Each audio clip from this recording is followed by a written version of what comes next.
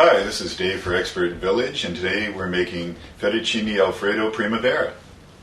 Okay, now we just want to crimp up the foil right around the garlic, make a nice little pouch. And you can put it on any type of pan that you'd like. As I said, we already have our oven at 300 degrees, preheated, and we want to pop this in here. And you can do several of these at a time. I mean, these things are really wonderful for other things, just like putting on toast or whatever you'd like, a nice hors d'oeuvre. It's a beautiful thing.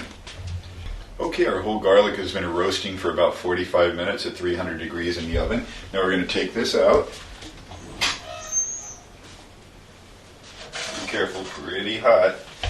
Close up your oven. Put this on the side. And you can just take this right off of your pan. Okay. And you want to open up this beautiful packet of roasted garlic. Oh, beautiful and soft. Oh, wish you could smell this. I'm hoping you make this because it smells so good.